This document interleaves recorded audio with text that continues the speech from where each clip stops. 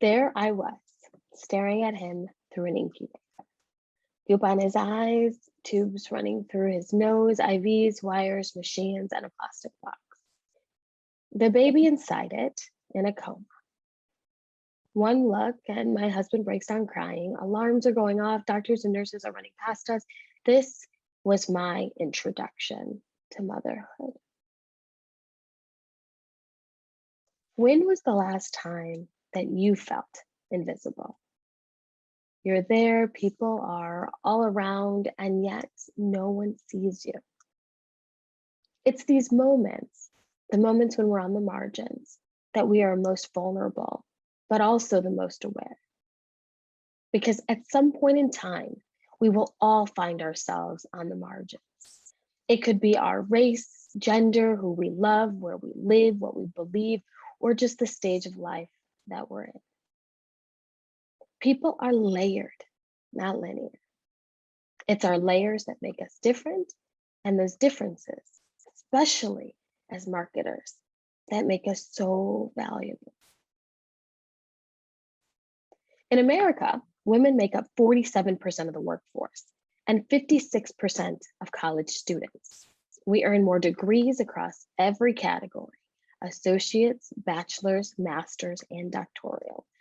And according to Nielsen, by 2028, women will control 75% of discretionary spending as we continue to make the buying decisions for ourselves, our children, and the men in our lives. We have a unique vantage in the workforce because we are the target market, and our layers give us a viewpoint that exposes all kinds of gaps. So today, I want to give you an example of how the layers of my identity led me to create the branding studio Tote and Pears, and how it can help you too.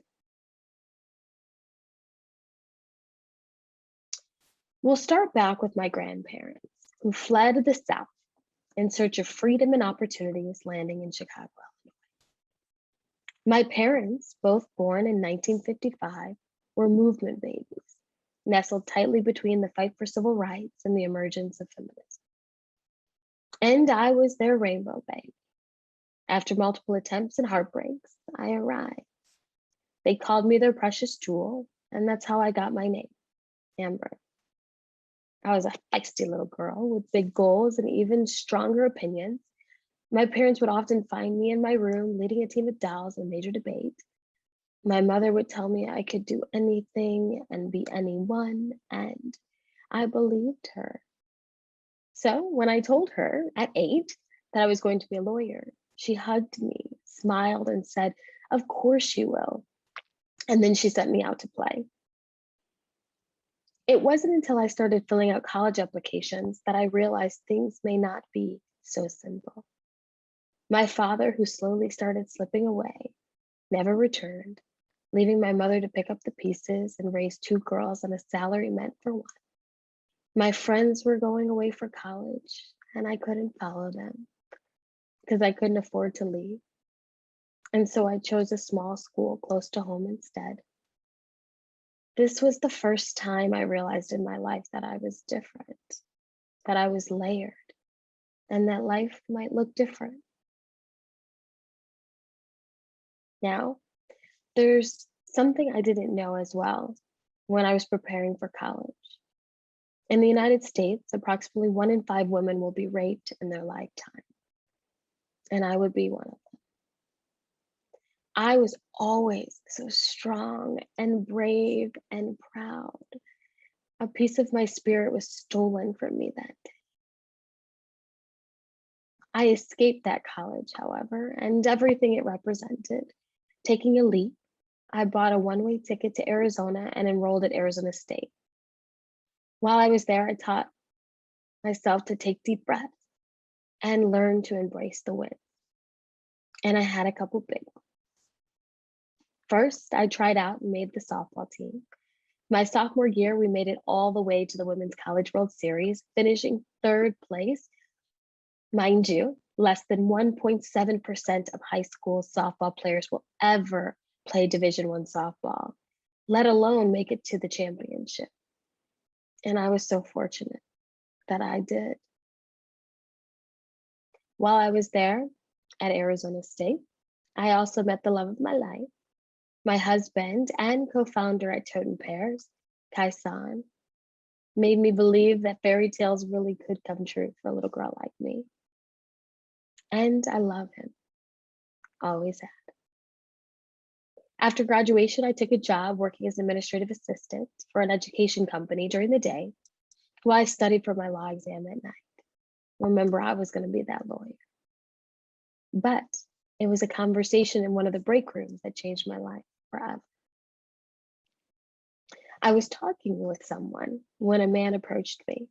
He had overheard our conversation about school and dreams and goals and cooking and asked if I had ever considered working in tech. I didn't even know what tech was then, but Steve introduced it to me. He was the manager of the technology department, and he was growing his team and looking for someone personable with excellent communication and strong critical thinking skills, things that I never thought about or described myself.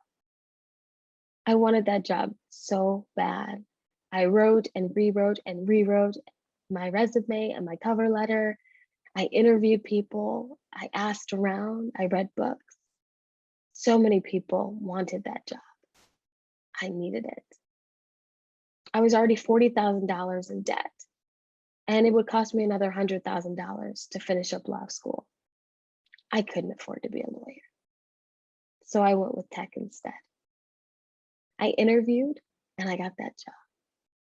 But it wasn't long until one of my other layers peeked through and the layers and complaints began to roll. Anonymous letters telling me I didn't belong to be here. My colleagues wouldn't speak to me. Some of them even found ways to report me to HR, claiming I was a threat. Racism is so hard to comprehend. I remember breaking down many times in Steve's office, telling him that I can't do this, I don't belong here, looking at him with tears in my eyes, saying that this will be the last time they make me cry. And Steve looking back at me with the most sincere eyes. I didn't know it at the time, but Steve had just lost his 16-year-old son in a car accident. And I will never forget his reply. He told me that he picked me because I'm smart and capable and that he believed in me. And he reiterated that I could do this. Just remember, he said, it's okay to cry.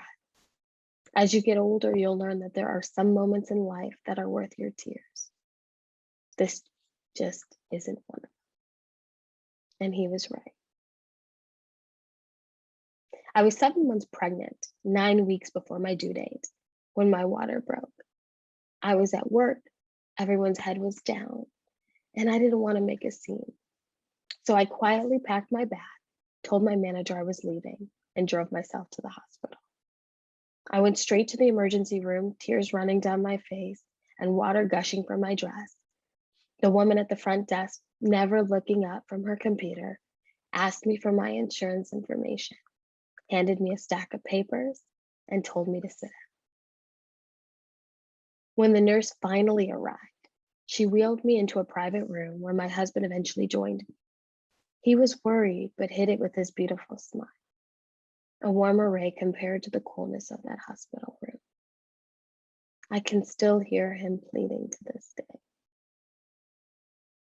Her contractions are 30 minutes apart, 20 minutes apart, 10 minutes apart, but she never saved. By the time she noticed me, it was too late. 3 pounds, 11 ounces,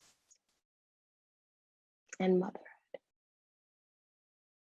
Now, I've led teams of hundreds of people, projects and programs nationally for companies big and small, all around, and handled million-dollar budgets. But I can tell you right now that none of that mattered to me at that time.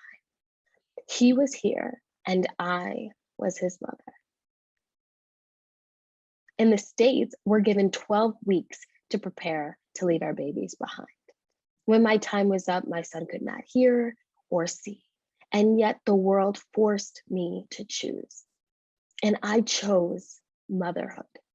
I chose the layer that gave me purpose, meaning, a sense of belonging and fight, bringing together everything I've always been and everything that I always knew I could be. Motherhood was that one layer that needed to be exposed for me to believe it. After my son was born, I started to really dig deep and realized that I wanted more out of my life and for him. I began to think about all of my layers and write them down. I noticed there weren't enough spaces for working parents, so my husband and I created a company, named it More, and began building them. More is where working parents now can go to grow personally and professionally without leaving their families behind.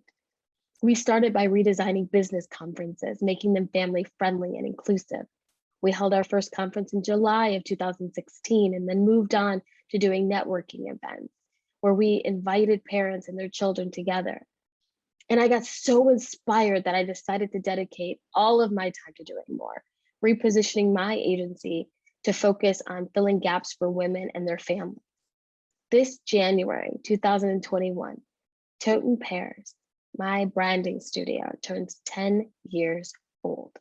And let me tell you, in 2019, Adweek reported that less than 0.01%, yeah, 0.01% of creative agencies are founded by women.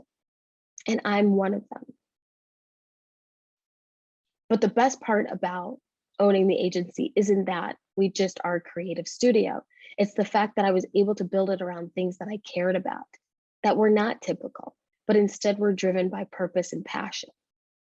At Tote Pears, we're educating our clients on the needs of women and families, and both as consumers and employees, so that the companies can support us better. We focus on creating experiences that fill gaps for people who are on the margins, just like I was, and helping teams that lack diverse voices build things that matter by keeping the people who they're focused on that may touch their product or consume their ads at the forefront. Tote Pears is my response to the people who underestimated me, people who saw my layers, lack of money, gender, race, motherhood, as limitations and not as leverage. And today, because of all of those layers, I am stronger and I'm no longer just Amber. I can say with confidence and pride that I'm layered. I am a wife, a mother, a rape survivor, an agency owner, a mentor, a boss, a daughter, I'm a friend. Now, I've shared my story with you and how I've used my layers as leverage to build a life that is built on purpose and passions of mine. And I honestly want the same thing for you. So there are 4 things that you can do today to get started. Are you ready? Okay. First, 1, identify your layers. What were the moments in your life where you felt the most invisible? Write them down. Then 2, embrace your differences. Every bit of your experience in that moment is valid. There are lessons and opportunities in all of them. So embrace those items, embrace those lessons, embrace those moments, every single piece of them. 3, determine your viewpoint. Think about the perspective you gained after each of your experiences. What did you learn? How did your life change? Where were the gaps? How can you fill them? And then 4, apply this new lens to everything. Take the lessons you've experienced and apply them at home, at work, everywhere. The world needs to hear from you. They need your perspective. Now, if you need a little dose of inspiration, I share insights into the lived experiences that shape us as people on the Tote Pears podcast and our monthly newsletter. We've covered a number of topics ranging from intersectionality to motherhood, race, gender identity, even aging at work and aging parents, being a caregiver, being a leader. There's so many different layers that make up our story. So take a listen to the Tote Pears podcast. You can find it on the Apple Podcast, Google Play, Stitcher, anywhere you get your podcast. And on the Tote Pears website, you can register for our newsletter where we'll help you stay up to date. at toteandpears.com. All right. So as I wrap up, I want you to remember that you are layered, not linear. Your layers make you different, and those differences, especially as a marketer, make you so valuable.